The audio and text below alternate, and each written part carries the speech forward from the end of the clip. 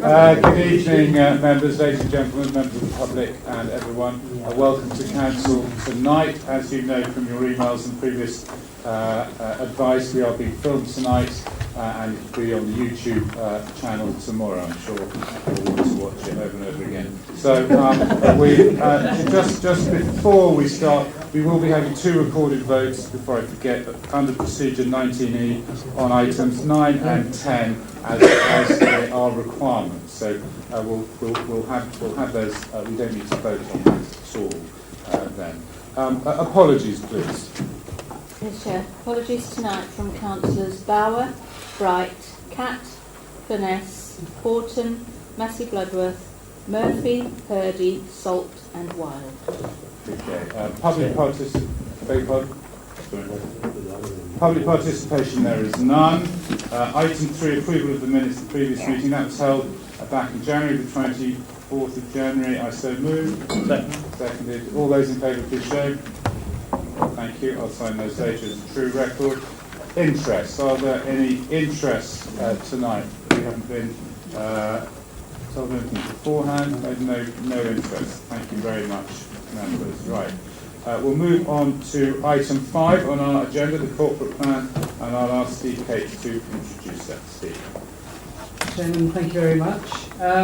So this is the annual report on the corporate plan where we set targets for the coming year, and the coming year is the final year of your current corporate plan, and the target areas that are proposed in this report are, as you'll see, very similar to the areas that are in the current year.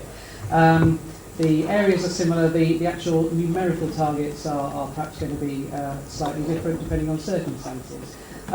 But as members will recall, the new council that will be elected in a few months' time will then set a new corporate plan to look at in November 2019, and that will be your opportunity to set completely new targets and completely new areas as you wish. And the consultation for that is going on at this moment. With regard to the current year, the report states that most of this year's targets are on track. Something like 10 out of 16 are green, which means they are already have been achieved in some cases or soon will be, which is very good news. 2 of them are red and 4 of them are amber, amber meaning that they are likely to be achieved but just a bit later than intended. And as a council, I think our view has always been that we'd rather set stretching targets that we in some cases have to strive to achieve, rather than just jogging on with easy targets, because I think that represents this council's wish to be a striving council that punches above its weight, and I think the report shows that we're on the whole achieving that, Chair. Okay, thank you very much. Councillor. Chair, I'm happy to move the document. Thank you to Steve for a comprehensive report this evening. The corporate plan is the District Council's primary policy document. I know we're coming to the end of this term, and it's good to see that 10 out of the 16 major targets have been met. It's the primary strategy for the District Council. It sets out specific new areas to maintain and improve service delivery. It's a very important document. I'm happy to move it. Councillor Stevens. I'm happy to second it. Councillor Ratcliffe, Mike Ratcliffe. Just a very brief comment, Chair, because no doubt we will all support this, but I just really wanted to say that I wish we were able to do more. I think to some degree our residents deserve that.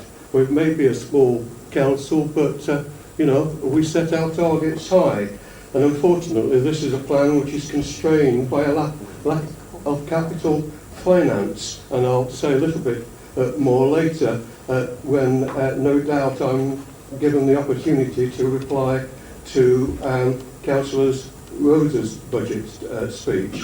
But at least we can say we are doing something, and for that I am grateful. Thank you. I've got Councillor Flitter now. Thank you, Chair. I was just wondering, I know this is coming to the end of this corporate plan, but times changed, and I wondered whether there's any new views on the alternative delivery options for affordable housing.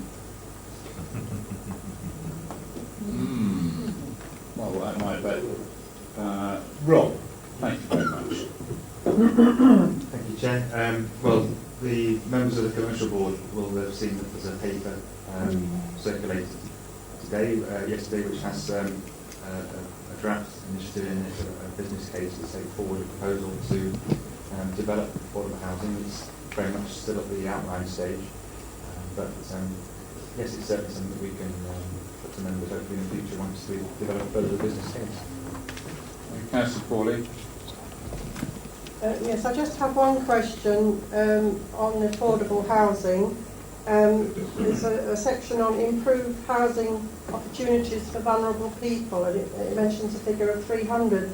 I wondered if the numbers using this service have increased to any large extent over the last couple of years, and if it's expected to go up by a large amount in the future. Rob? Thank you, Chair. Yes, that figure is a cumulative target that's based on the performance of the debt advice service that the CAD run, the performance of Age UK and the independent advice service that they provide, and also a Durham Housing Association. So they all collectively either help relieve debt or generate new benefit income for residents. I started this current year conservatively in terms of the overall number of people I thought they might support, but they have all three performed very well, and we've looked at stretching the target into next year.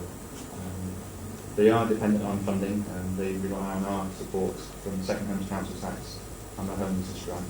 And they are obviously demand-led, so but obviously they've been busy, as you can see from the figures in this year. Councillor Slack. Thank you, Chair. Rob, have we a precise figure over the last 4 years of affordable housing what's been built, and what percentage is it against private housing? You can give it me later if you haven't got it to hand. Well, I know that from the affordable housing figure, because we've put some figures together for the area forums, we delivered 250 homes over a 4-year period. 250. As a proportion of the total number, I'm not entirely sure. I'd have to check that and get The that. percentage, yeah, against private housing. Thank you. Thank you. I've got no one else on my list. The report's been moved and seconded. All those in favour, please show. Thank you very much. Now moving on to item 6, Capital and Treasury Monitoring, from 1920. Karen, please. Thank you, Chair. This is a new report that sets out planned activity and indicators relating to capital expenditure, capital financing and treasury management. There are several other reports on the agenda tonight that link into this one, such as the capital strategy, capital programme, treasury management strategy and commercial investment strategy. What this report does is it sets out the indicators against which we will monitor performance during 2019-20. We aim to report back after the first 6 months to let you know about how we're doing against the performance indicators and again at the end of the year. So we're asking members to approve the report and also the minimum revenue provision statement for 2019-20. Councillor Stevens. Thank you, Chair. I'd like to thank Karen for this. It is a new report, and there is mention in it of Karen's service time with the authority. Refers to her 30 years, so congratulations, Karen, on all that you've done for this authority during the time. Yeah. But also thanks to you and to the other members in the team, because I know there is a wealth of experience there in the background sorting out these reports. It's a very detailed and clear report as opposed to the minutiae, and I hope that all members have found it easy to follow and that the public will understand what this is about and can see how well we do as an authority monitor the ongoing detail of the authority. I'm happy to move on. Councillor Hobson. Chair, I'm happy to second the motion. A very comprehensive report, and congratulations to Karen for her 30 years in the authority. Councillor Mike Bradford. Yes, thank you, Chair. Thank you to you, Karen, for, as you say, writing it in a format that, lends some clarity. I mean, I think we all of us appreciate that you're you are an extremely experienced officer, and what comes easy and naturally to you is for us sometimes a little bit of a challenge. But, you know, I gave it my best attention. I'd just like to ask, if I may, a couple of questions. Can I point you to what was recorded as page 14? There are two tables there. It may just again be my own numerical naivety, but could you tell me why there is a discrepancy or a difference between the totals 2018-19 in the second column of 10,328, and then there's underneath we've got 10,371, and yet all the other totals tally. Is it an error, or is it, as I say, just something that I'm not reading correctly? So page 14. On page 14, which is table 1, table 2.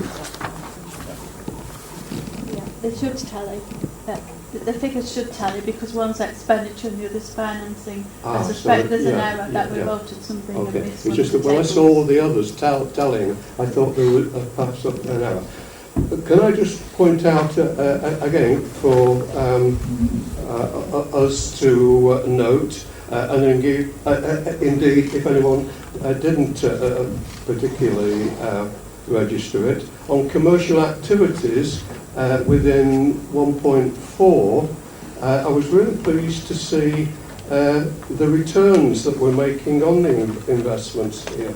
7.74% on an investment of £1.5 million. And I thought that was really good news. And of course I thought about it in connection with the commercial board and whether there was something here that we could pick up on, and to really ask you the question, are there any constraints that would prevent us from further investment into whatever funds are producing 7.74%?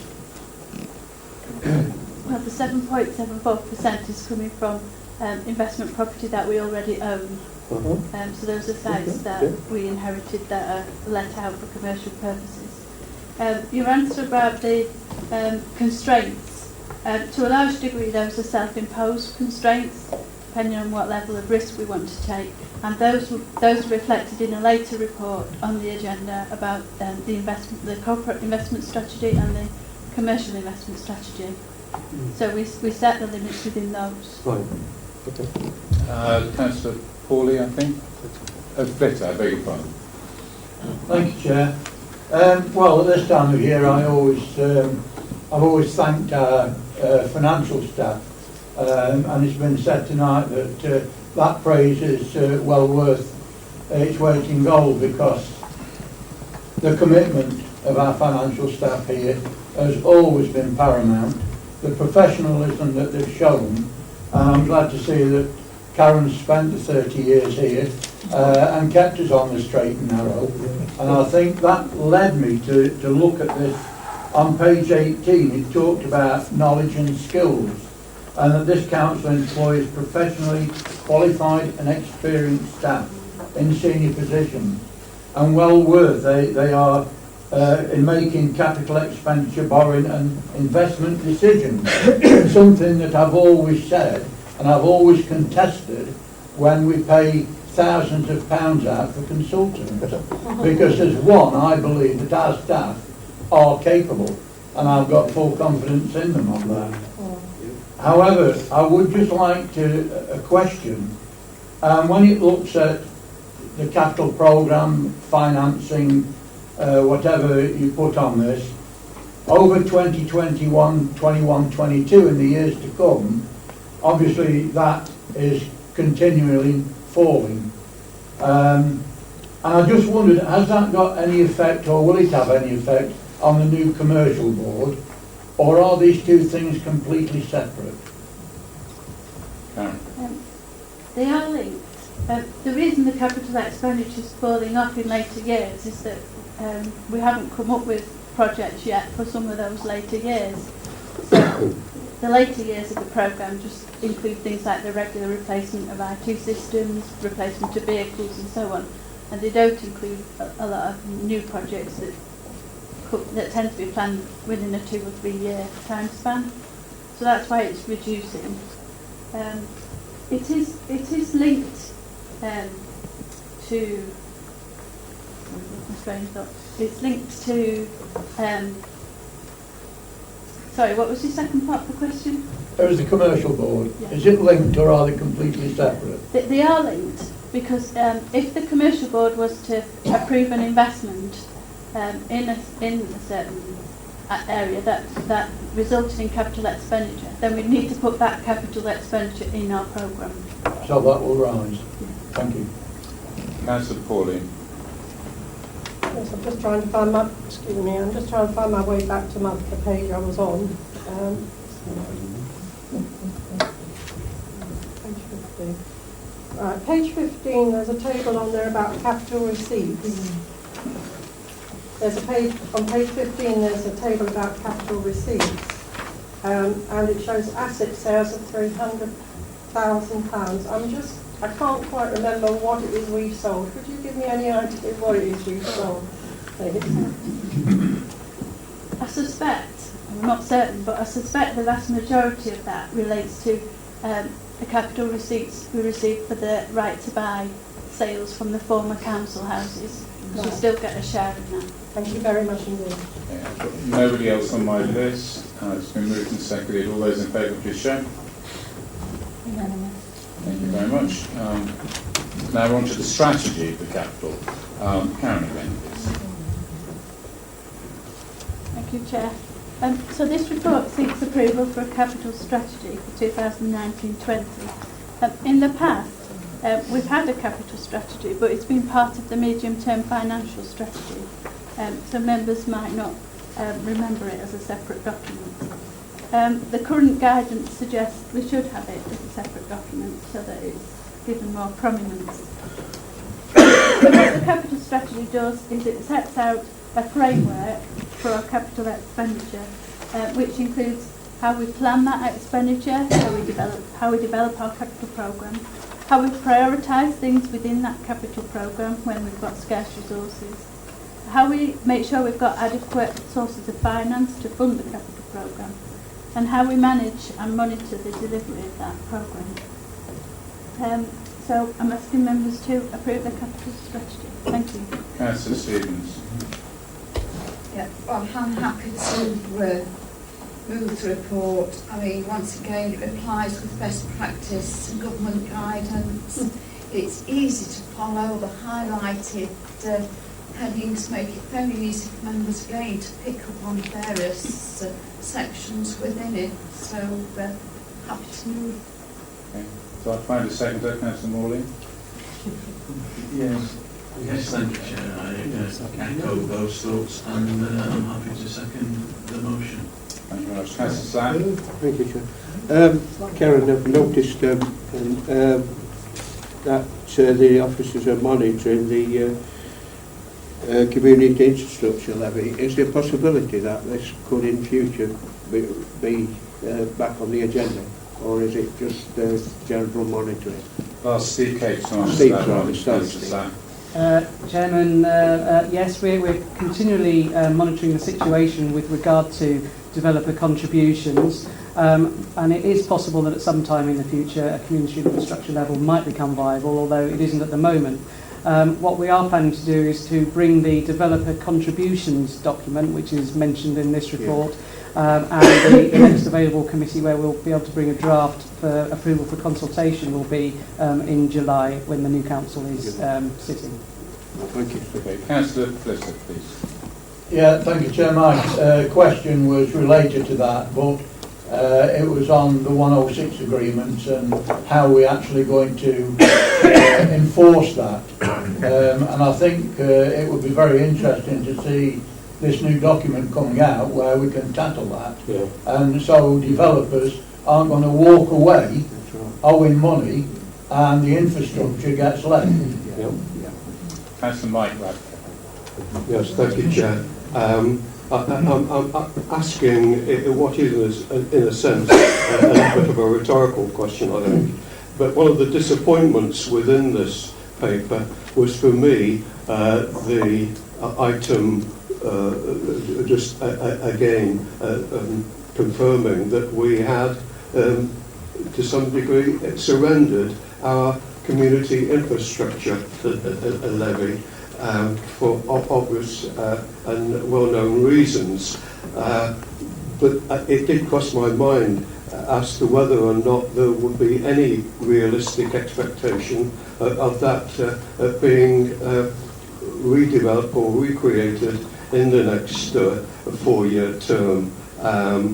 As I say, I'm slightly sceptical about whether we would be able to bring that back. A short comment, Chair. I think one of the outstanding points that emerged for me in this paper is that there are identified risks because of unforeseen capital expenditure over the next few years. But certainly for the near future and the purposes of this report, this is a prioritised and planned strategic approach that I'm satisfied with. Okay, thank you very much. Councillor Irene Radcliffe. Thank you, Chair. I mean, I really welcome it. I like the way in which it's set out, and it's easy for me to read, and it is something that we'd want to pass on to new councillors and new members when they come, and those aspects. I think it's really very, very important. But I will make a cynical point. You know, the best practice, the governments are saying, you know, best practice. I wish that they do exactly the same as what we're doing. Because really and truly, to produce a 5-year plan in the aspect that we do, when we in local government have had to suffer not knowing what we were going to have most of the time. And it's not prudent to do it any other way, this. And that's why I think it is important, and I say, that this government doesn't understand local government, and yet they expect local government to produce what they want. If they were far more sustainable in their approach and more strategic, then we would all get on much happier.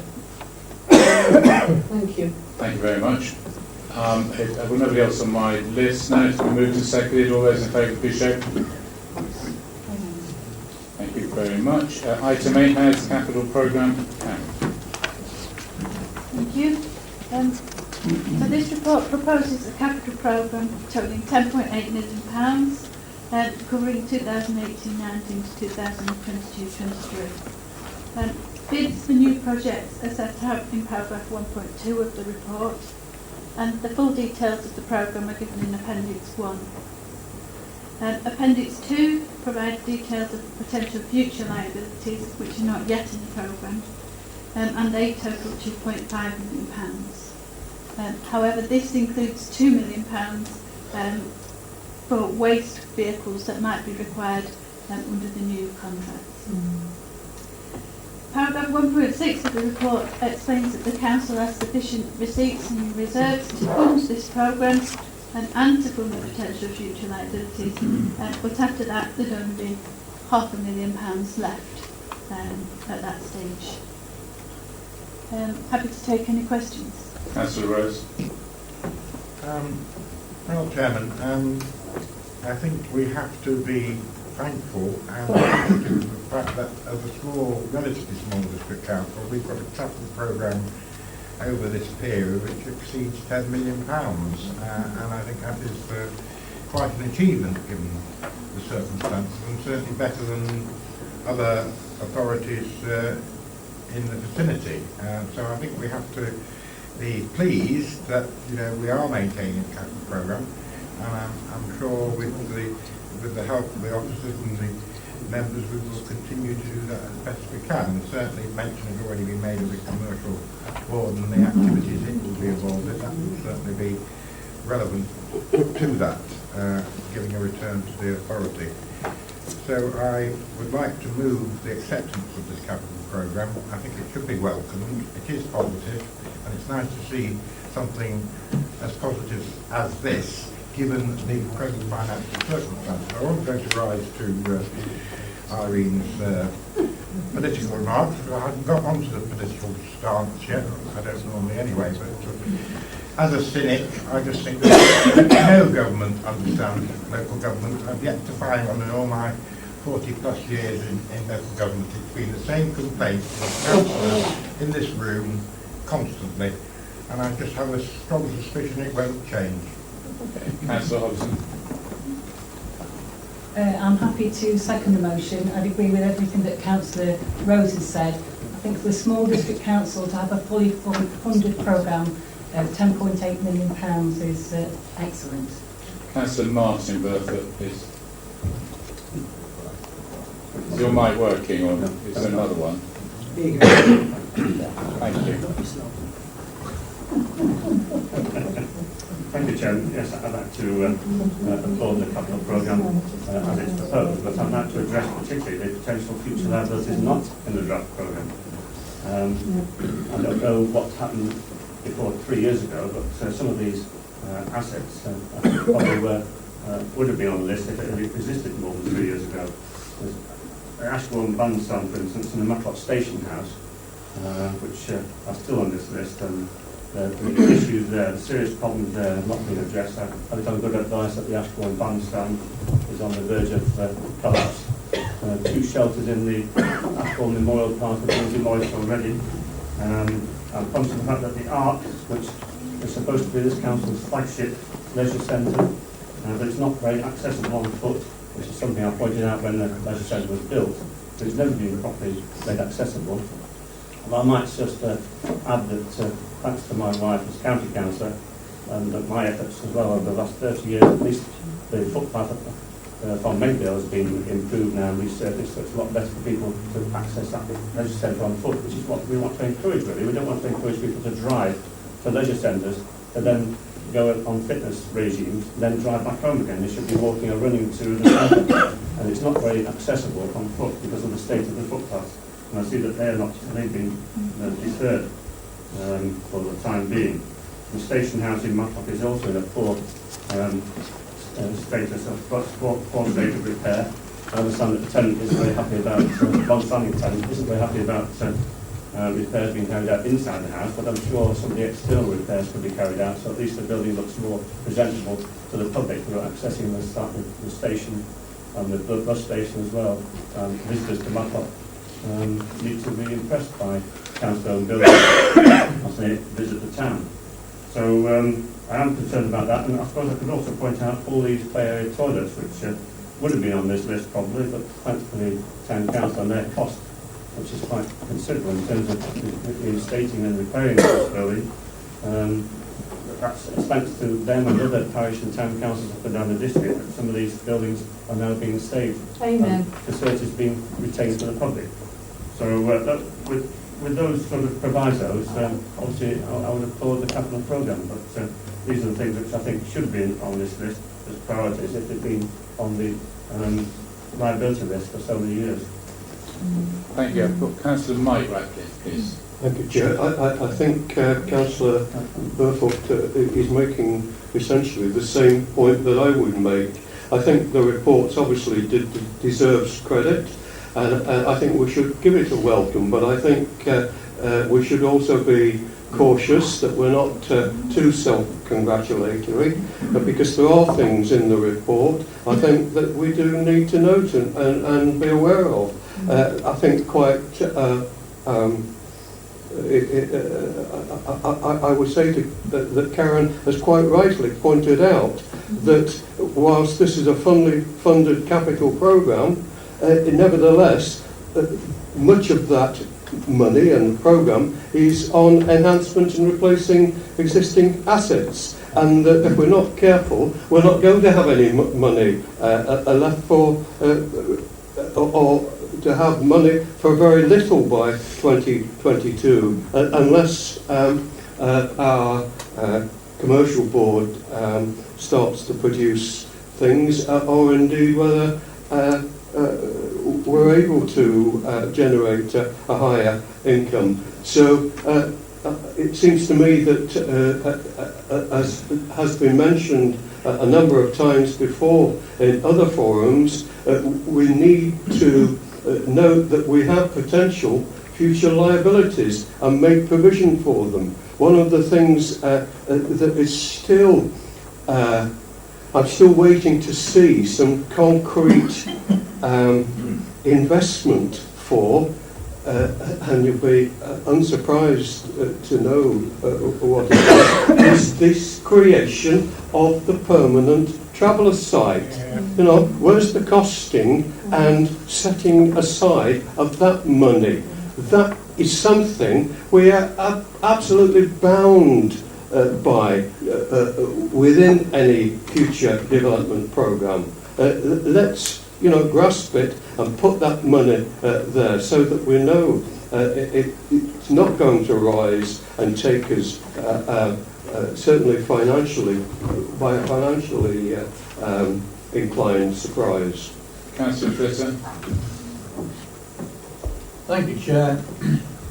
Well, I wasn't going to say a lot on the capital programme, but 10 years ago, Councillor Rose will remember that we were told at this time in the proceedings we wouldn't have a capital programme, and I think it is due to the clever financing that our officers have done to keep us on board to have this. I think we are very lucky to have a capital programme at all, and I can't let this opportunity go. I don't like getting too parochial, but I have to thank Rob Coggins for the work that he's done on the regeneration programme of Hurst Farm. I don't think councillors and other people are quite up to speed with the amount of work that is done and the way it is worked with the community to actually get this, and we're very grateful. And I'd like to pass on those thanks to this council, to Rob. Of course, I support the affordable housing. I was looking at 141 on the revised capital expenditure, and of course I support the input and investment into affordable housing. But I keep saying that terminology, there are no affordable homes. There are no affordable homes to the people that need these, and it's something that I think that has to be tackled outside of this room. But I also see a big gap, and a gap between housing and the creation of jobs on the economic development. And I think there's too big a gap there, because we're filling our district, this beautiful district of the Derbyshire Dales, with houses in our towns, and yet we're not creating enough work for those people that we're trying to encourage to live here, or our families to live here. And they're commuting, and we are becoming a commuter belt. And I think at some stage we've got to grasp the nettle, and I'd like to see that more investment into creation of jobs, and throughout the district. I see in the report that the money we've got there is actually being spent on Ashbourne on Blenheim Road, which we've all agreed to. But apart from that, there's not a lot else happening, and we need to get behind that growth of industry to keep people working as well as living in the Dales. Councillor Pawley. Yes, thank you, Chair. I know that Councillor Mike Ratcliffe has mentioned the travellers and the fact that we've got no concrete figure included in the capital programme, and I wonder why, because we are at the moment involved in consultees going out and trying to find us land, and I'm hoping that that land will be found pretty soon. So could somebody tell me why we haven't included an estimate in it? I know we can't give an absolute definite figure, but why have we not even got an estimate in there? I'll ask the Chief Executive to just answer that. Yes, thank you, Chairman. The reason for that is because clearly the figure for the acquisition of a traveller site, should that be the action that's required by Council, can vary significantly across the district depending on where that site is, what the site conditions may be, what the cost of providing that traveller facility would be. So any estimate that we were to put in the capital programme, you could almost guarantee would be wrong. So the reason why it's not been featured as part of this capital programme, but is listed as a potential future liability that would need to be funded, is we would only put it in the programme at the point that we know what the cost of actual provision would be, rather than an estimate, which, as I say, is likely to be wrong because we don't yet have a site identified. Councillor Jenkins. Yes, a couple of questions, if I may, Karen. Just looking at the unfunded, or not in the programme future liabilities. Obviously, the lion's share of that is the potential waste contract vehicles should we have to buy them. My question was that, and obviously this goes into waste contracts here, but just from a financial point of view, are we expecting those to then be leased back by the waste contract so that liability would be mitigated by yearly payments, either a reduction in the waste contracts or the contractor paying us for the lease?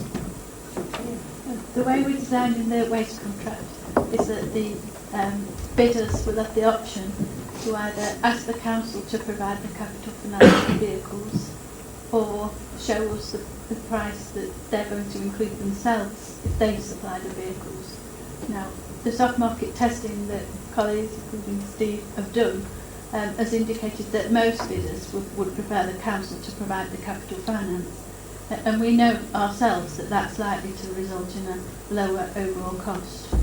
To go on to the second part of your question, the intention is for the council to buy the vehicles, if that's what the bidders want, for the council to retain ownership, but for them to be a lease back to the bidder, to the winning contractor. That lease back is likely to be either no charge or a peppercorn kind of charge, because ultimately if we put a charge in, they'll have to include that charge in their bid, they'll have their overheads and profit and charge it back to us. So it's cheaper just for us to have that expenditure ourselves. Yeah, and thank you. And my second question was just in terms of, within the capital programme, we've obviously had to make a lot of estimates, and presumably, as has happened before, if estimates come in under value, we can then bring the non-funded liabilities into the capital programme if there is any underspend in the future. Yes, if the amounts of expenditure required are actually lower than what's in the capital programme, then that source of funding remains within the programme and can be used for other projects in future. Okay. Councillor Tivenham. Thank you, Chair. I noticed in the proposed capital expenditure for 2018, the transfer of leisure facilities, 747,000, and then in 2019-20, 453,000, making a total of 1.2 million. Are these expenditures in line with the original proposals when the leisure facilities transfer was first discussed? Yes, they are. The original report for the leisure contract said that the council would invest £1.2 million. That was mainly for the soft play area at Arc Leisure, and also for energy efficiency measures at all leisure centres, so LED lighting and that sort of thing. Can I come back, please? Indeed. Yes. The estimated savings were going to be, correct me if I'm wrong, about 400,000 a year for 10 years, something like that. It knocks a big hole in those, doesn't it, initially? It does, but you need to. We own those leisure centres still, so we might have made the capital investment ourselves. That's the first thing. And secondly, it was part of the Freedom's business plan to invest in the soft play area so that they could generate a lot more income through more people using the leisure centre, and that's what helped them to contribute towards the 400,000. Without the capital investment, the net saving would have been lower. All right, thank you. Okay, thank you very much. It's been moved and seconded. All those in favour, please show. Thank you very much. Moving on to item 10, for which you'll have a recorded vote, service plans and revenue budget for 1920 Councillor Rose. Have I go and moved on? I beg your pardon. Have I jumped ahead? I did not. I said 10. I beg your pardon. I'm too excited. Item 9. Lewis Rose. Councillor Rose. I thought I was going to get out of it. Nice there, Chairman. But I'd like to sort of sound a positive note, because I think over the last 4 years we've had a very tough time, and you know, it's easy to get quite despondent about the future of local government. But I'd like to think that Derbyshire Dales is somewhere where we do try to do business together. We might have our differences of opinion from time to time on how that's done, but I would say this applies to all members. You know, our hearts are in Derbyshire Dales. We do want to see it succeed, and you know, and together we need to do that. So I start off by saying it's not my intention to speak too long tonight about the proposed council tax rise of 2.45%, which is £5 on Band D property, especially in the light of the reports we've already discussed and are discussing. It is less than the 2.99% that we could have charged if the council approved this motion, and the government have assumed that all district councils should have increased their tax by 2.99%. Some have and some haven't. We've chosen a slightly lower rate, because I think we did actually have a slightly better settlement this year than perhaps we were expecting. So I hope members will share my view that the recommendation put forward by Karen and the team should be supported. And you know, as has already been said, I didn't realise that Karen had survived 30 years with us, and she's to be congratulated on that, as previously mentioned. But I would like to thank her, and of course she'll be the first to say it's her team that helps her do the work. And you know, it's not just officers. I think one has to pay tribute to all my colleagues, in the sense that, you know, we have to make difficult decisions from time to time, and we make them. We don't think from them. It can be quite easy to avoid making difficult decisions. Now, whilst this is our fourth increase in 9 years, we need to remember once upon a time we had the privilege of having 5 years without increasing council tax. But the government haven't sort of given us that incentive this time round. But I think, you know, over that period, our costs have been tight, and we've sort of tried to make savings wherever we can, and we've always tried to have a balanced budget. Now, clearly we can't ignore the significant changes which have led us to seek an increase this year. As I said, it's not all bad news. For example, the retention of the Rural Services Delivery Grant at its current level, thanks to the hard work of SPARS and the DCN and the LGA, was a very positive result for this district council. And this whole business of negative RSG, which I'm sure some members might struggle to understand, that actually a negative grant, you know, you're paying money back you haven't had, that too has not been imposed this year, and that's thanks to the hard work of SPARS and DCN and the LGA. So, you know, our unions are working on our behalf. We certainly couldn't do it on our own. But then we have the fair funding review and the comprehensive settlement during this current financial year, and that will obviously have an impact on budgets to come, but we can't necessarily anticipate how that's going to turn out, but it is an issue which Aaron has highlighted in the report. Now, members know I've not been afraid from time to time to criticise governments of all political colours when they've not treated district councils fairly, or ignored, and this is the point I particularly want to make, the extra cost of providing services in large rural areas such as our own, and the refuse contract is going to be such an example. Those of you who attended Karen's excellent presentations at the recent round of area forums will have seen just, the disparity between the funding for urban areas and the disparity for funding for rural areas. So, if we're going to have a fair funding settlement, I hope that point is got over. And I know that here again our unions up there are making that point, that we must play our part in that lobbying. Now, we all know in local government finance terms there are still grave difficulties for local government, not just district councils, but for upper tier authorities as well. And the members of the county council will know this only too well. The social care situation still remains a big concern for local government and has yet to be tackled, but it's tackled by taking funds from us and giving them to the upper tier authority. We can't really spare it. It does mean that there's got to be more money found, and I make that clear. And we all know from what's been said before that the waste contract will be challenging, and not only that, the new revenue and benefits contract has yet to be dealt with.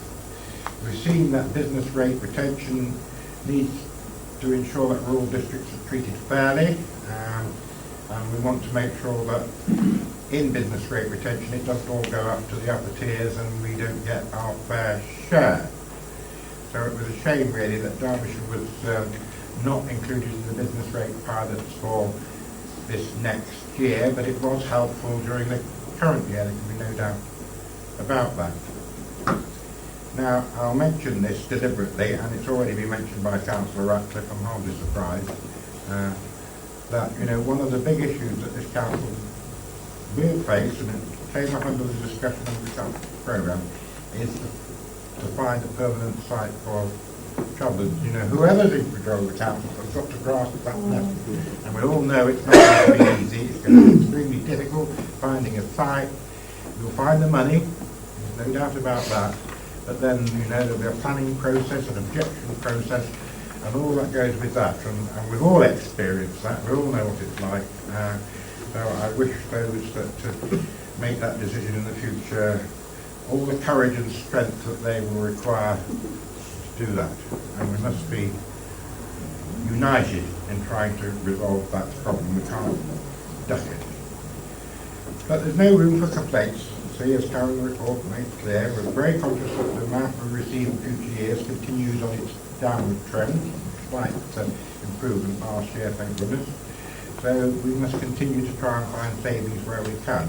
But at the same time, maintaining frontline services is something that remains very important to all of us, I'm sure. Now, the reports before you set out the future financial position of the council very clearly, and I think we're all very familiar with what we have to do. So I would like to thank our staff and our members for what we've had to do and what they are continuing to do on our behalf to achieve these objectives. It could not be done without them. Despite all this, the public expect more and want us to maintain the excellent level of services we provide, and we will do our best to do so for the time being. But the expectation of further grant reductions and other changes highlighted in the report make it clear that we will have to evaluate fundamental changes in the next few years. But enough of this. Let's look ahead and see. Let's just look what we have done, because we tend to sort of say, well, it's all very depressing and we're not doing very well and everything's terrible. But we have achieved a lot. And here again, those who have attended the forums will have heard Paul Wilson's excellent presentation on the sort of things we have done over the last 4 years. We tend to forget that we've actually done something. Like taking Steve Litter's point, we've supported 48 businesses and secured £1.5 million of external grant funding. So there has been money levered into the Derbyshire Dales, not from our resources, but from other people's resources. Dare I mention being chairman of the Peak District Leader funding programme from Europe as well. Say that again. Long may it please have an alternative. And that created over 100 jobs. So it's a help. And we have our new leisure provider, Freedom Leisure, and I think they are working very well and seem to be proving quite popular. We secured a £165,000 grant from Sport England to cover physical activity target areas. You all know, particularly the Matlock representatives, that Hall Lees Park continues to shine as a beacon in our district and has its green flag status for the 11th consecutive year. Our commercialisation agenda is going to, I think, get more exciting as we move along. We've given the opportunity to local groups to run 2 of our markets, Worksworth, setting the flag as usual, and now Ashford. And district fair trade status has been achieved, thanks to that, just the corporate mentoring officers, and I do pay a particular credit to Irene Ratcliffe for all the hard work she put into that project over many years. As has been mentioned, we've completed nearly 250 new affordable homes. We've prevented 2,800 families from becoming homeless. 1,200 households have been allocated new homes through home options. So we are doing something reasonably well. And just to mention vulnerable people, and it's been mentioned by Mrs. Pawley, over 1,000 disabled facility grants have been given over that period, and that's quite a considerable sum of money. And something that I know we'll be discussing next week is the Local Projects Funds, which has funded over 350 schemes, and I think have been well received by all parts of our area. And not forgetting the neighbourhood plans in Worksworth and Derbyshire, and there are more on the way. So that's good, and we mentioned the ambitious capital programme, and we need to maintain that. So, in summary, Mr. Chairman, our aims remain the same: to keep the Dales as one of the best performing small rural districts in England as long as we can. No threat of local government reorganisation at the moment, I'm happy to say. We must continue to punch above our weight. We must continue to give value for money and do more for less. We must continue to maintain our frontline services as long as possible. That will certainly be my aim. But in doing so, it is our duty as members to take responsibility for our decisions. So not officers' decisions, but our decisions, and we can't hide behind them. So despite all the many challenges, Mr. Chairman, that face us, let us continue to work together to achieve these important aims. So on that basis, Chairman, I would like to move the resolution set out on the relevant page of the report. Page 38. Page 38. Councillor Stevens. All right, thank you. Well, I've no intention of repeating all the detail that Councillor Rose has been into. Thank you. The first recommendation, the increase by £5, I like to think of it as an increase of 10 pence per week. I think it sounds much more acceptable, and really we are trying to put a lot in, but we are charging as little as possible, and I think 10p per week is the least that we could charge. So that's just my feeling on that. The item 8 refers to the service plan booklet, which was circulated separately, and again is very detailed because it lists the service plans information for 2018-19 and shows what we've achieved, and for 2019-20 it shows what we hope that we can achieve. And I was pleased to see in the 18-19 that it reports that the draft estate regeneration master plan for the Hurst Farm estate will be ready by the end of this March. And I also note that, and I welcome the inclusion in the 2019-20 plan that we will be going out for funding to develop appropriate bids to implement the estate regeneration master plan for the estate, and we'll be reaching out to Reaching Communities, Power for Change and Heritage Lottery Fund. We were very lucky when we went out for the initial bidding, and I was happy to prove that we did that, and I was very pleased with the success, and I'm pleased with the work that's going on there and the support that the staff are giving on this. So I hope that we can be as successful in on 1920 with the bids that were in the past. I'm happy to second the recommendations. Thank you. Councillor Mike Ratcliffe. Yes, thank you, Chair. It's that time of the evening, isn't it, when we all make our little speeches, as it were. This being a budget meeting, and as you well know, and other members will know, I'm not that, I'm far from reticent about speaking in council. So this is a good opportunity for me to say a little bit more in reply by opposition members, and to say whilst we will give our support, it is with a heavy heart and somewhat reluctantly. Nevertheless, we will offer our support for this particular paper and the one that follows. The services that we offer our residents are few compared to the County Council, but for those that we are responsible for, we have always prided ourselves on a high standard of delivery. Unfortunately, satisfaction rates that were consistently high have shown a falling off in recent surveys, with some areas showing an 18% decline.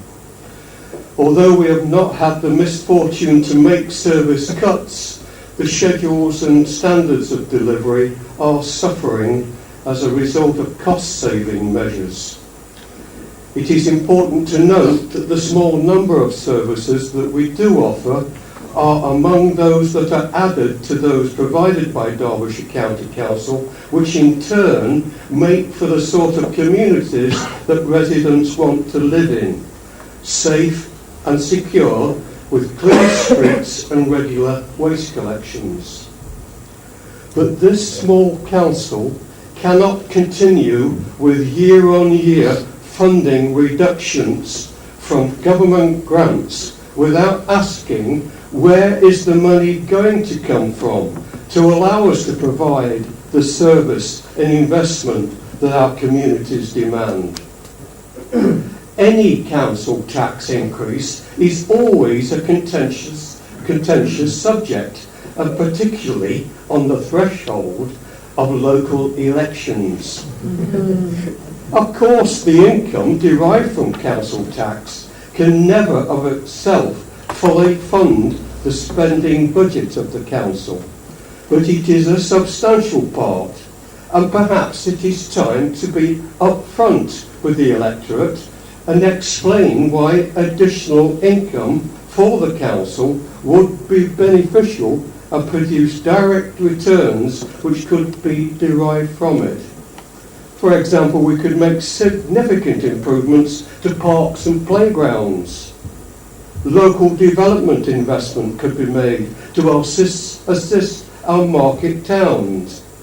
Therefore, whilst it may be seen as laudable to set a tax increase of only 2.5% or 10p per household per week increase, the effect of the limited income that it will have on this council needs to be acknowledged. Our local families are financially worse off as a result of welfare reform decisions, with the average household bill again increasing. The average level of household debt, I'm told, is about £1,250. This district council, if you read the detail in some of the papers, has a debt of 6 million and a pension deficit of 21 million. We are fortunate indeed in being able to declare a balanced budget this year, with expenditure being matched by income. But it may not always be so, and it's about time we started to attribute blame to those who are causing this. The financial sustainability of our council has to be one of our top priorities in a climate where 90% of English councils have a reduced council tax support, and we ourselves have undergone almost a 50% reduction in the amount of money provided by central government over the last 4 years. The District Council has to achieve corporate savings of 400,000 by 2020 that will inevitably have some future impact on the way we do things. If we truly value our services, we have to be prepared to pay for them. But there is a limit, however, to how much residents can be asked to pay in things like higher fees and charges, the other source of authority income. It is important, therefore, to have a strong collective voice that shouts out against the imposition of continuing austerity. For too long, this council has been forced to adopt budgets that are of a make-and-mend variety, more about maintenance than effective, proactive capital projects. That said, our finance officer deserved credit for producing the balanced budget and producing a fully funded capital programme. But let's not be blinkered to the fact that it's one where the majority of the monies will be spent on enhancing and replacing existing assets, and that our existing funds are likely to be depleted by 2022, with a continuing threat to the quality of council services.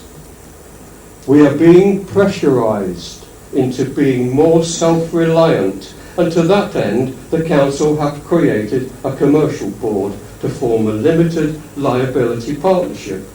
It is a very low risk proposal which we hope will be able to make some enterprising use of our building and property assets.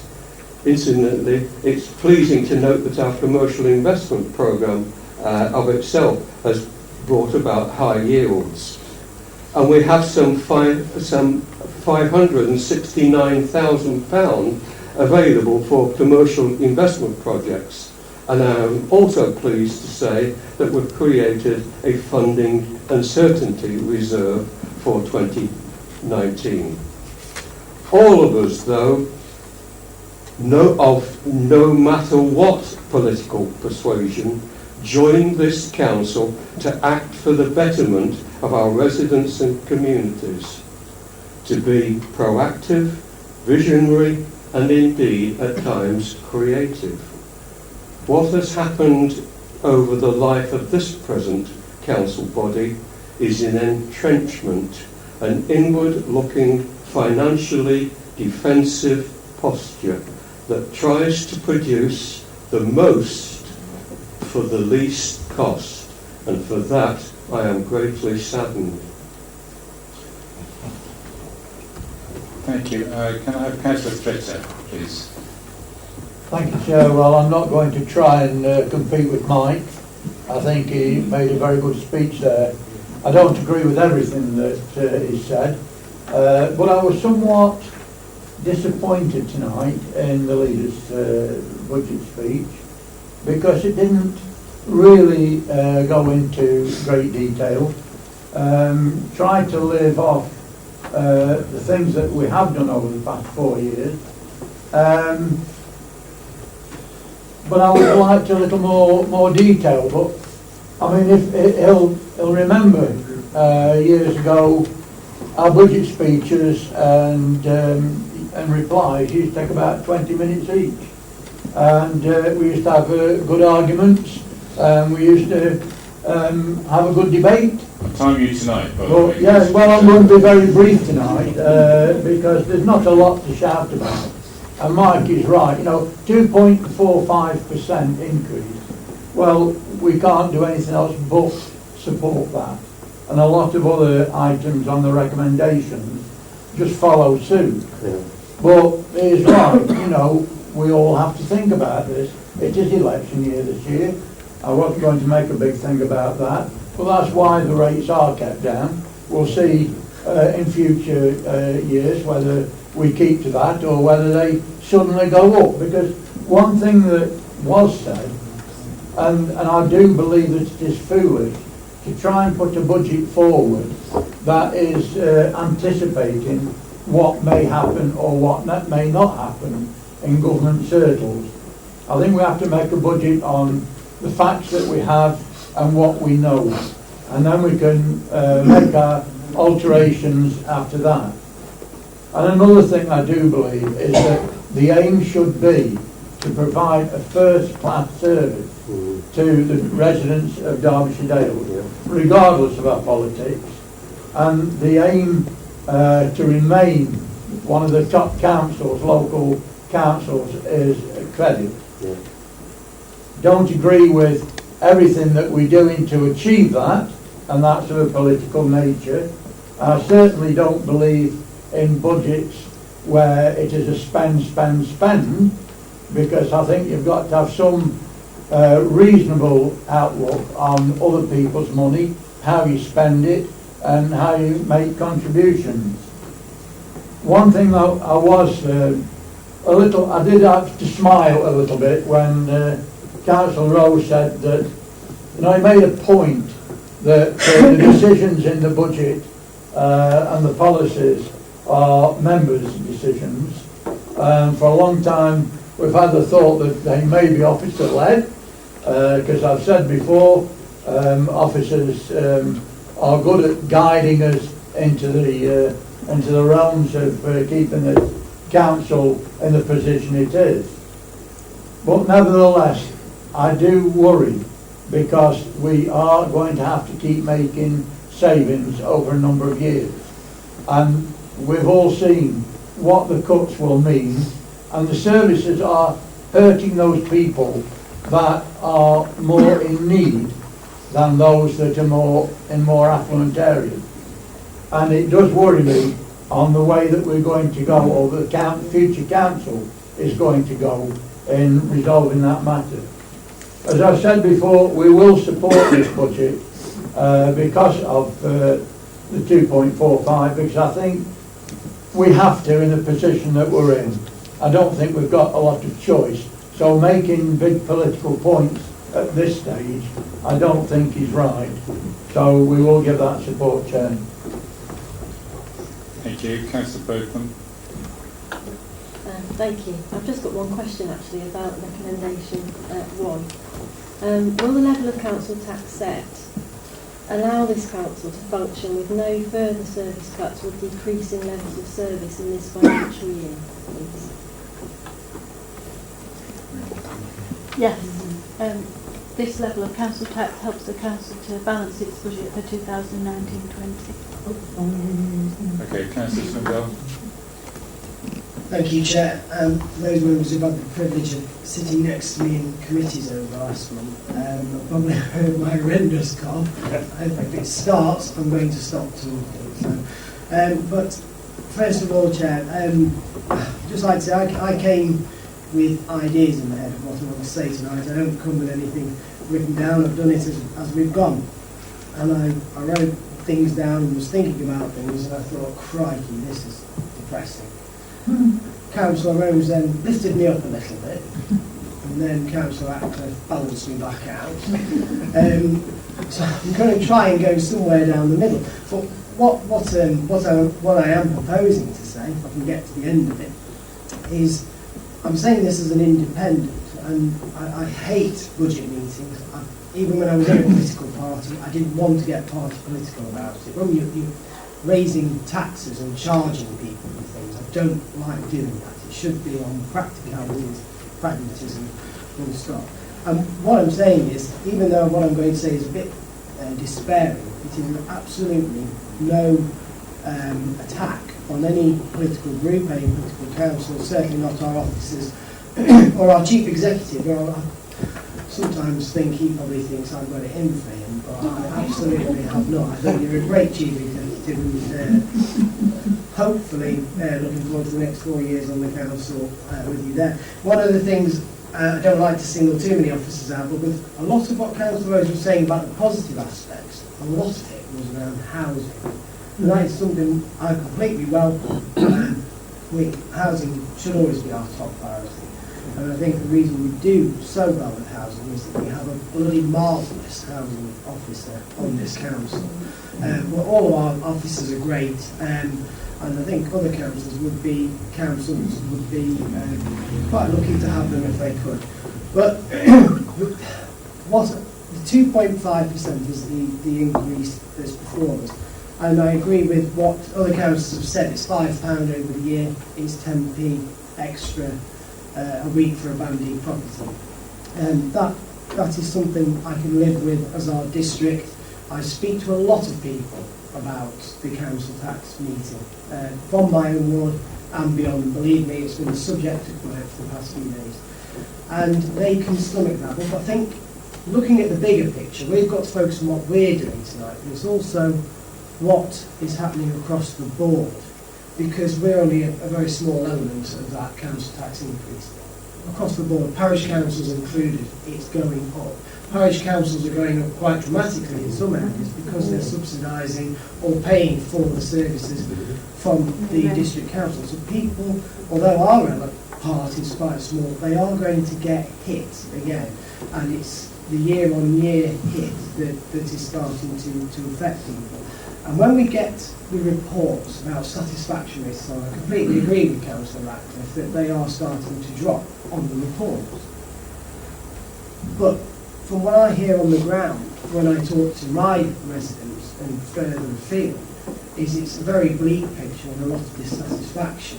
The only thing I will say, as a political sort of joke in a way, I do wonder if the people we ask to give their satisfaction rate to Tory voters, because it always seems too high for me, and he just seems very, very approving of the council all of the time.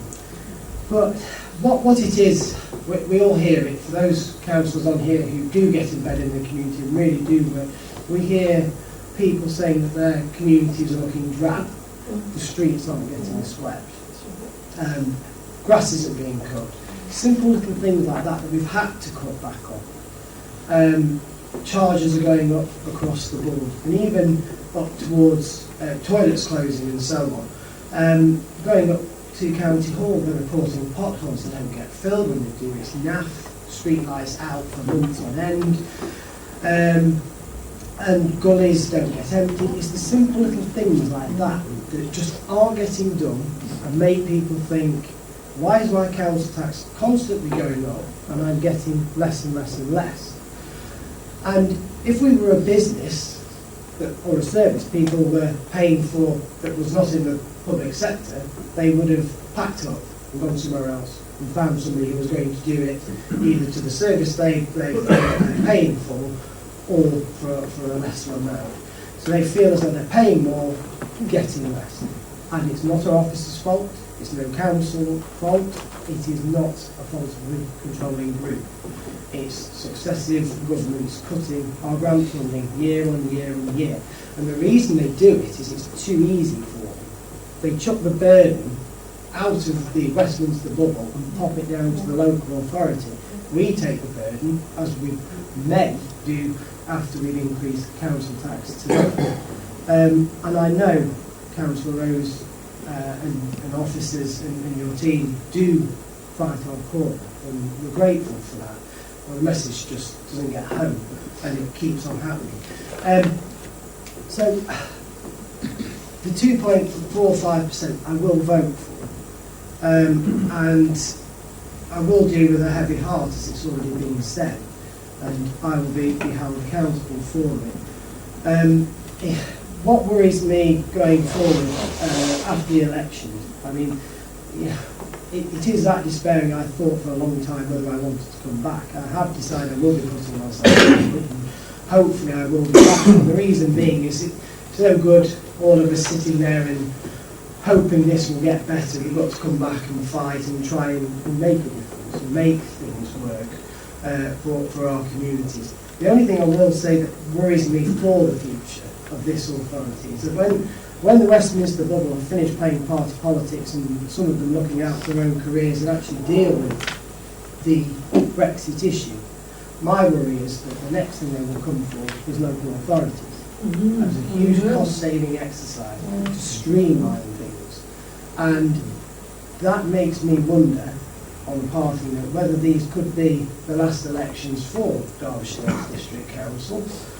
Some people may think that's a crazy suggestion, but I think that will be the next thing. Once Brexit's dealt with, cost saving will come directly to us. But I will vote, Chair, with a heavy heart. Thank you for letting me have a moment. Thank you. We've got Councillor Pawley, please. Yes, Chair, I just want to change. It's a comment, not a question. We've said, we've heard said this evening how we've done well in some areas and perhaps not quite so well in others. We've talked about our own budgeting and the terribly difficult times that we've all gone through really over the last 4 years and the really difficult decisions we've had to make. But what we haven't said is how, even though our communities are feeling the pinch and do feel that they're getting less but paying more, how wonderfully they've responded to some of the changes that they've had to, their communities have had to undergo. For instance, the asset transfers that have taken place with regard to trying to keep toilet provision in place. Asset transfers that are taking buildings away from us so that we don't have to carry on their upkeep. The boat builders who've done the extra Sunday nights in order to give us more of a profit, and given their time, even though they have had a certain recompense, they've given a lot of the time which they didn't have to do in order to give us more money towards the illuminations. All these things, I think as this is a public meeting, we as a council ought to say thank you to our residents and our traders, because they have in some ways been magnificent. They complain, and I think they complain when they feel they've got a right to complain, and I think they should continue to do that, and we should continue to listen. But I think also we ought to say thank you for the way they've responded to the difficulties that we have imposed on them. Thank you. I've got Councillor Chapman, please. Thanks, Chair. I've heard the phrase heavy heart mentioned on a number of occasions tonight. I'd just like to ask those speakers which members of the committee think greet a council tax increase with unbridled joy. Thank you. Councillor Stack, I beg your pardon. Thank you, Chair. This rate of increase is very small, really. Really, it's not a big increase, and but it sustains us. It keeps us going. We can't do a lot really on this sort of unless this commercial board comes up with a lot of money. We can move forward again and do things we should be doing. But we have maintained, and it's credit to Karen and the team for maintaining this council in a good financial position. But we only moving on the spot, walking on the spot. We're not moving forward. We're just moving on, marching on the spot really, and we're not creating anything. We're just stagnant in a lot of ways. But it's amazing, isn't it? Because the Chancellor the other day said he's had a tremendous windfall from tax returns. But where has it gone? It's not come here, has it? Never comes to local government. Local government seems to be at the end of the queue when it comes to government finance. And I don't know what this government's got against local government, but it wants to trim it or privatise it completely. I don't know. It's got, in my opinion, it's got hatred for local government. It wants to squeeze it and squeeze it and squeeze it till the pips come out. So, but we've survived. And we keep going, but we're not moving forward, and it's disappointing, that is. It is disappointing that we can't do things we should be doing. Same as a lot of councillors said, we come onto this council to do things and see the community thrive. And we're not seeing the community thrive like we should be seeing the community thrive. And that's a disappointment of it all. So hopefully in the next few years, I don't know what's going to go off, but we're in Europe and not in Europe, and no deal or not. It's very much in the balance what will happen, but we must be trying to be optimistic and keep going forward. And I would welcome a bigger increase in the council tax. I know a lot of people don't want me to hear me say that, but it does give us a bit more freedom to do more. If you haven't got it, you can't do it, and that's just walking on the spot. So just say I'm thankful to Karen and her team for keeping us just going. Thank you, Chair. Thank you, Councillor Snack. Councillor Morley. Yeah, well, thank you for those cheery words from the members opposite. Don't hold your breath on Brexit for a start. And I congratulate Councillor Ratcliffe on his eloquence, but I do not, and I cannot, and I will not accept the words inward-looking and entrenchment. Just look at what we've achieved as a commercial board. We've outsourced the leisure centres. We're on the way to negotiating a very good deal with the waste contract. We're leaving in £1.7 million of extra funding for businesses in our area. I think it's just far too gloomy. Of course nobody wants to put council tax up, but unfortunately the reality is that we must, and I think we do it with a heavy heart, say it again, but it has to be done. But please do not put it in terms that it's a terrible, depressing, gloom-laden area. Other districts, other areas are much, much worse, so please cheer up a bit. Okay, thank you very much. But nobody else on the table. I'd like Councillor Rose to sum up, please. Nothing really to add other than say, I welcome the fact with or without heavy hearts that everybody's going to support this budget, and the Councillor Chapman already made a point. We're not talking about the great enthusiasm about increasing council tax, and obviously, to my mind, we've got to look ahead. There are battles to be fought by this council, particularly on the fair funding review. If we can actually get it across the government for the first time ever, it's not just for this particular government or the coalition government or Labour government, it's a whole lot of them, and get it over to them that rural areas require more funding because we have more expensive issues to cope with, then actually that would be a positive result. And I can assure all members that while I'm still doing the job I'm doing, that's the fight we will continue to maintain. Thank you very much. Well, we've got a recorded vote on this. I'll hand over to Jack.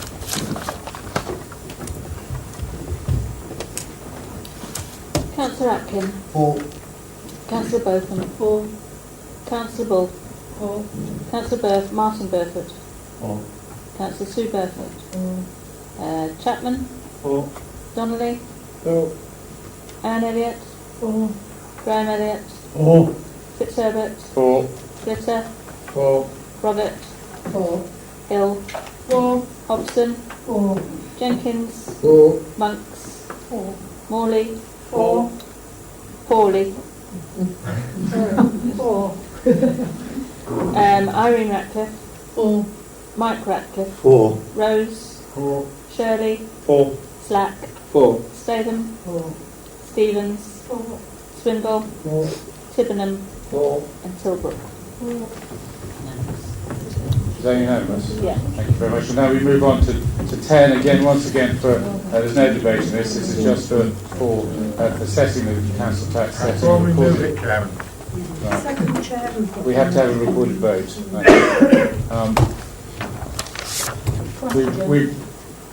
There's not really a question, no debate on this one, because we've already set it. That was in the previous vote. So we go to recorded vote. Can I not Please. make a comment or ask a question? No, we've had that in the previous one, I'm afraid. So, recorded vote again, please, Jackie.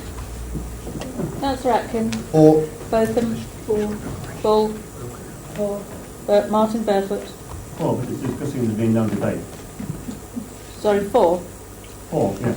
Sue Burfoot. Chapman. For. Donnelly. For. Anne Elliott.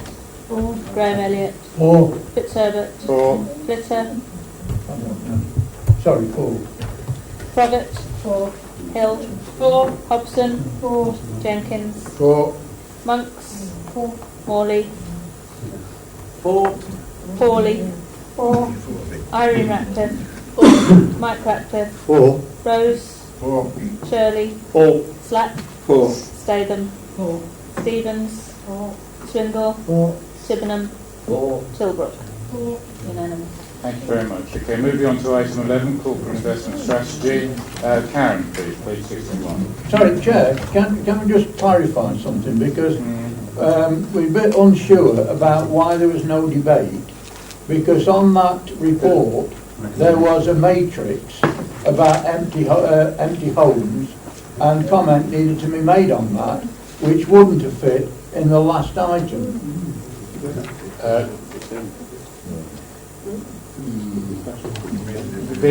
The debate was meant to be in the service plans and revenue budget, where everybody else commented on council tax and some on the empty hands as well, I believe. But the matrix is in item 11. 10 rather, on empty homes. Yeah.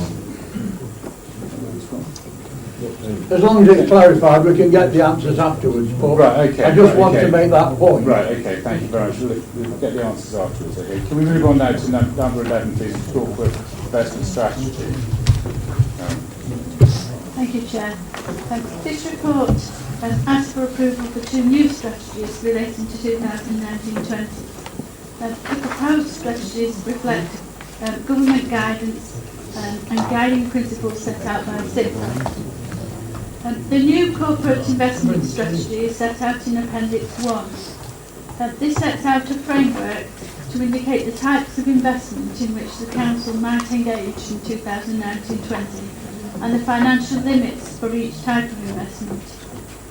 As this is a new strategy, it will need to be kept under review. The figures in the tables, such as those in Table 1, show the approved limits for each type of investment and each class of borrower. I don't expect that the Council will invest up to the limits in all the classes shown, but the proposals in the strategy should give the Council flexibility to invest up to those limits should it choose to do so, and have the capacity to do so. Turning now to Appendix 2, the commercial investment strategy. This shows how the Council will deal with commercial investments. It uses the limits set out in the corporate investment strategy, and this one shows how those limits will be applied.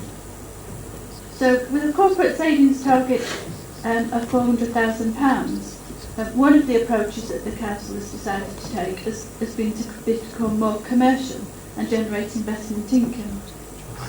Last year the Council established a commercial board, and as we've heard earlier, the investment reserve currently has £569,000 available for investment projects. Also during last year, the Government laid down statutory guidance relating to local government investments. The guidance states that an annual investment strategy must be set before the start of the forthcoming financial year, and it sets out what such strategies should include. It makes it clear that the Government expects that councils shouldn't borrow more than they need or in advance of their needs, purely in order to profit from the investment of the sums borrowed. That said, at this present time, the Council doesn't have any plans to borrow in order to invest. The proposed commercial investment strategy shown as Appendix 2 meets the requirements of the statutory guidance and incorporates the assessment criteria approved by the Council last year. I'm asking for approval for both strategies for 2019-20. Councillor Shirley. Thank you, Chairman. Thank you very much, Karen, for these papers. I think I would like to move the officer's recommendation. I think as we move forward, it is important that we set out a corporate investment strategy, and what Karen has written here provides a good framework. But I think particularly as a commercial board member myself, we need a clear vision as to, and a framework for future investment that's going to benefit the authority in the region, and I think the commercial investment strategy does. So I have no hesitation in moving the 2 officers' recommendations on page 61. Councillor Rose. I'm happy to second that, Chair. Thank you very much. Councillor Mike Ratcliffe. Yes, thank you, Chair. Just so that everybody is aware that I don't have an E-or attitude to everything. It must have been a literary allusion, but anybody who knows A.L. Milne will know what I'm talking about. I'm actually very enthusiastic about this report, And again, clearly, because I helped to set it up, and I'm a member, and fingers crossed that perhaps I can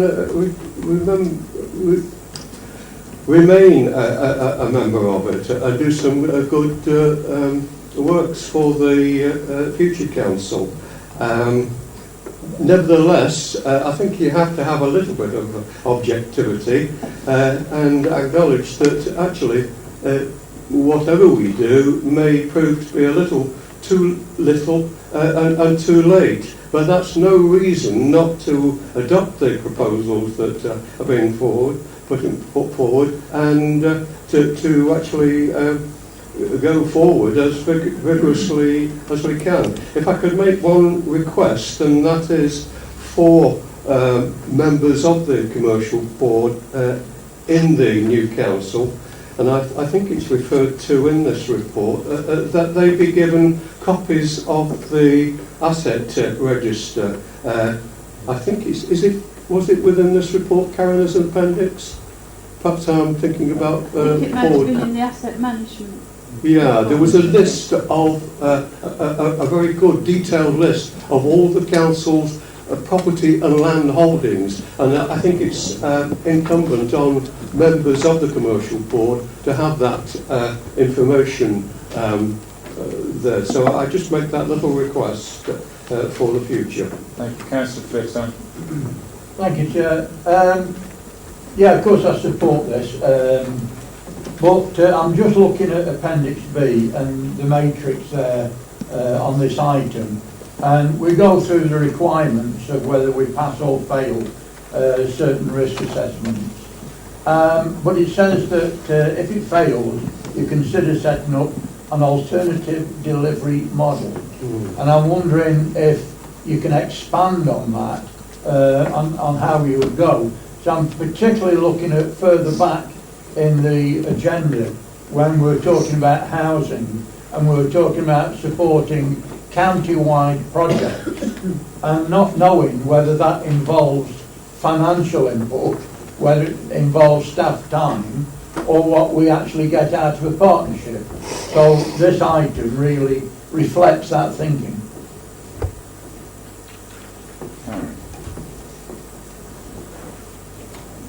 So what that question asks is whether the council's got powers to deliver the project in hand. Yeah. For certain commercial activities, the council might need to set up a joint venture or a limited liability partnership or some alternative arrangement.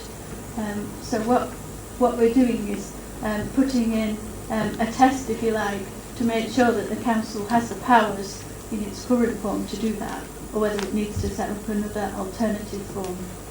So it's exactly what we're doing now. Thank you. Okay, I've got nobody else on my list. Councillor Hobbs. It's just a comment. The principles of the commercial investment, I'm very heartened that it will be primarily within the district boundaries, but consideration will be given to opportunity outside, but it would be good to see investment in the Dales. It's been moved and seconded. All those in favour, please show. Thank you very much. Item 12, Treasury Management Strategy 1920. Karen. Thank you, Chair. Government regulations and SIPA guidance say the Council should approve a Treasury Management Strategy and a Treasury Management Investment Strategy before the start of the financial year. Lots of strategies tonight. This report sets out the strategies for 2019-20, which meet their legal obligations. The report includes an update on the current economic background and mentions Brexit, and we're keeping an eye on that. Details of the Council's proposed borrowing strategy, and I've already said we don't propose at this time to borrow in 2019-20, and the proposed Treasury Management Investment Strategy. The Treasury Management Investment Strategy shows that the Council's objective when investing money is to strike an appropriate balance between risk and return. We aim to minimise the risk of incurring losses from defaults, but also to avoid the risk of receiving unsuitably low investment by being over-cautious. For investments over 1 year, we aim to achieve a rate of return equal to or higher than the rate of inflation. Our strategy is to further diversify into more secure but higher yielding asset classes during 2019-20. So this means moving from bank deposits to investments such as money market funds or real estate investment trusts. Finally, the report sets out the indicators against which performance will be monitored during 2019-20. Happy to take any questions. Thank you. Councillor Stevens. Thank you, Chair. Well, the report gives very clear guidance on the financial risks that the council can be exposed to as any business dealing with the borrowing or investing. We're in difficult times and it's not easy for anybody out there, but the staff do monitor this very carefully, and it isn't easy, but we should be thankful that they are on board with this, that they also work with Arlene Close, mentioned in the report, who give guidance on economic and interest rate forecasts slightly into the future, because I don't think even they will predict anything too far ahead, but at least they are there with some support guidance to what the staff can go online and all the rest and find out themselves from the named people that we deal with. And we only do deal with the listed people that we know are safe to deal with, and I think that's important. So thank you to the team. I'm happy to move it. Councillor Jenkins. There's a comment. He's seconding as well. I'll second, yes. Thank you. I'm happy to second. No, just, I mean, a couple of times in the past I've commented on how we were, getting lower yields from, sometimes banks that were rated actually lower than some of the other opportunities. And it's good to see that we can actually probably make a little bit more money in actually safer investments. And it's good to see. Thanks, Chair. Councillor Flitter. Thank you, Chair. I've just been trying to find what I was going to talk about, and I can't find it now, but the basis of it was that within the report, it talks about the secondary, it talks about the flexibility to negotiate as a secondary objective when certain interest rates can't be met. And I'm just wondering, did that sentence in that report stand alone, or was it relating to the beginning of the paragraph? Because I think that the ability to negotiate is just important as the rate of return or the rate of interest. I'm not sure I'm aware of the... I thought it was 99, but I can't find it on there. I mean, generally, as I've said, we will try to place council funds where we can get the best rate of return, but we will put more emphasis on the security of the council's money. So we don't, there's not generally a lot of negotiation around it. We go to the market and they tell us what we would be likely to get for a particular type of investment. So the power of negotiation isn't really with us. We can choose which type of investment we want, but to some degree the power's with them as to what we're likely to get from that investment. Okay.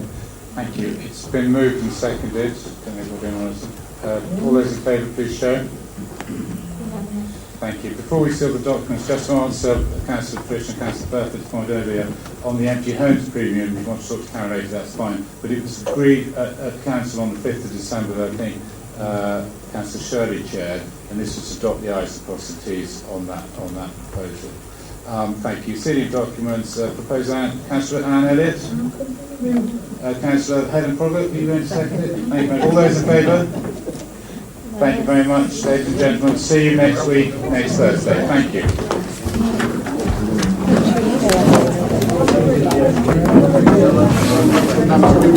you.